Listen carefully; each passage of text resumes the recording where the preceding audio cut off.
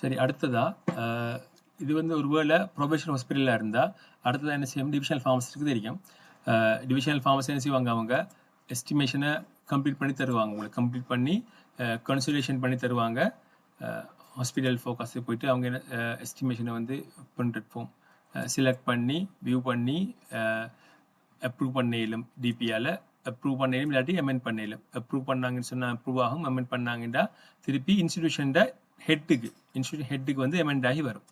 Approve பண்ணுறேன், நான் approve பண்ணி எஸ் கொடுத்ததுக்கு பிறகு இது வந்து இப்போ அடுத்ததாக அந்த இன்ஸ்டிடியூஷன் அடுத்த ஆர்டிஹெச்எஸ் ப்ரொவிஷனல் வந்து டிபி அப்ரூவ் பண்ணதுக்கு பிறகு ஆர்டிஹெச்எஸ் லெவலுக்கு வந்து இது காட்டும். நான் ஆர்டிஹெச்எஸ் லெவல்லையும் நான் வந்து லாகின் பண்ணி செஞ்சு அப்ரூவ் பண்ணி காட்டுறேன்.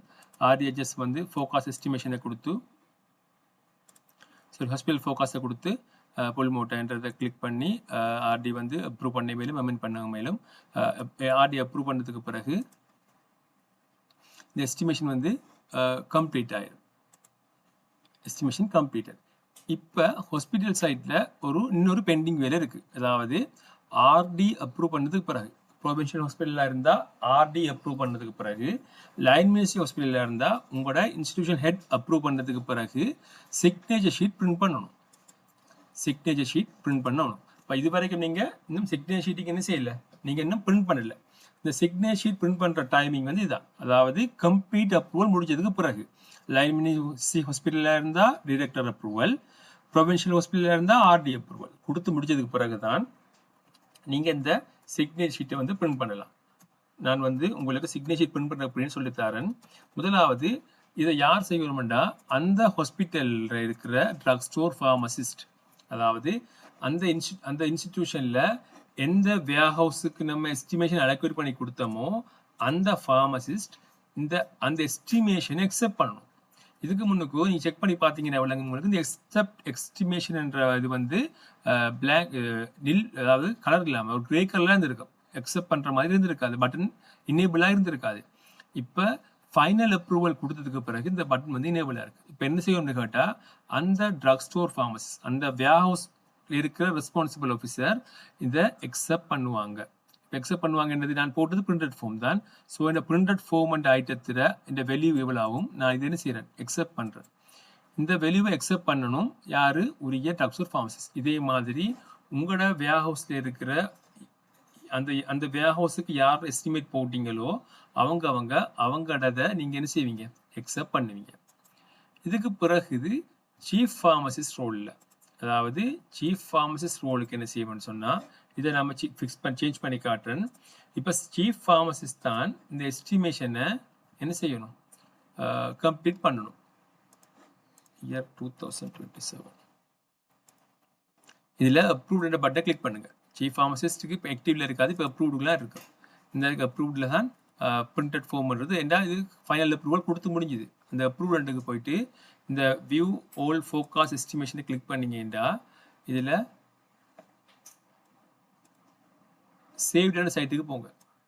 சேவ்டு என்ற சைட்டுக்கு போனீங்கன்னா நான் ஏற்கனவே சொன்ன மாதிரி இந்த பிரிண்ட் சைன் ஷீட் என்ற ஒன்று இருக்கும். இந்த பிரிண்ட் சைன் ஷீட்டை கிளிக் பண்ணிங்கன்னா உங்களுக்கு இந்த சைன் ஷீட் வந்து பிரிண்ட் ஆகும் இந்த பிரிண்டட் ஃபார்மோட.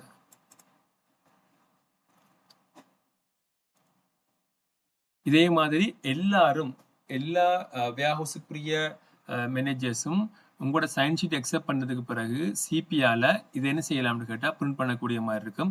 இதை பிரிண்ட் பண்ணி தான் நான் ஏற்கனவே இன்ஃபார்ம் பண்ண மாதிரி நீங்கள் எங்களுக்கு சப்மிட் பண்ணுவீங்க. சப்மிட் பண்ணி இதை சைன் வச்சு எஸ்டிமேஷன் செய்தாக்கள் ஹெட்லாம் சைன் வச்சு நீங்கள் எங்களுக்கு சப்மிட் பண்ணுவீங்க. இதுதான் உங்களோட எஸ்டிமேஷன் முழு ப்ராசஸும். அது தவிர நீங்கள் இதில் டவுன்லோட் எஸ்டிமேஷன் ஷீட் என்ற 2 பட்டன் இருக்குது. நீங்கள் கிளிக் பண்ணி உங்களோட ஃபைனல் எஸ்டிமேஷனை நீங்கள் சேவ் பண்ணி வச்சுக்கொள்ளலாம். உங்களுக்கு ஃப்யூச்சரில் இது வந்து தேவையாக இருக்கும். நீங்கள் கிளிக் பண்ணி எஸ்டிமேஷன் ஐட்டம் என்னது, நீங்கள் எஸ்டிமேஷன் பண்ணுனீங்களா பண்ணலையா, அதில் வேல்யூ எவ்வளவு, குவான்டிட்டி எவ்வளவுன்னு சொல்லி ஃபுல் டீட்டெயில்ஸ் உங்களுக்கு இதில் காட்டும். ஸோ இது வந்து உங்களுக்கு கட்டாயம் தேவை. இதை பிரிண்ட் பண்ணி வைக்கிறது என்று கேட்டால், ஒருவேளை நீங்கள் கொடுத்ததில் எஸ்டிமேஷன் ஏதாவது டிஃப்ரென்ஷியேஷன் ஏதாவது வந்தால் இதை தான் உங்களுக்கு ப்ரூஃபாக நீங்கள் சப்மிட் பண்ணலாம். ஏன்னா இதுக்கு பிறகு நீங்கள் என்ன செய்யலாம், அந்த திருப்பி நீங்கள் போயிட்டு டவுன்லோட் எஸ்டிமேஷன் ஷீட்டை பிரிண்ட் பண்ணலாம், கஷ்டமாக இருக்கும்.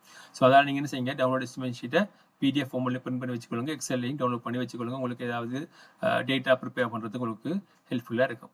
ஸோ இதான் எஸ்டிமேஷன் ஃபுல் ப்ராசஸும் முழு வீடியோவும் நீங்கள் ஒவ்வொரு வீடியோவாக நீங்கள் செலக்ட் பண்ணி உங்களுக்கு தேவையான டவுட்ஸை நீங்கள் இதில் கிளியர் பண்ணிக்கொள்ளலாம். அதே மாதிரி நான் ஏற்கனவே சொன்ன மாதிரி கான்டாக்ட் டீட்டெயில்ஸ் நாங்கள் முன்னே கொடுத்துருக்கேன். அந்த டீட்டெயில்ஸ்க்கு நீங்கள் கால் பண்ணி உங்களோட சந்தேகங்கள் ஏதாவது இருந்தால் நீங்கள் கேட்டு தெரிஞ்சு கொள்ளலாம். உங்களோட எஸ்டிமேஷனை நீங்கள் சரியான முறையில் திருப்தியாகவும் நேர்த்தியாகவும் செஞ்சு எந்த விதமான பிழையும் இல்லாமல் இந்த எஸ்டிமேஷனை சக்ஸஸ்ஃபுல்லாக முடிக்கிறதுக்கு எங்களுடைய வாழ்த்துக்கள்.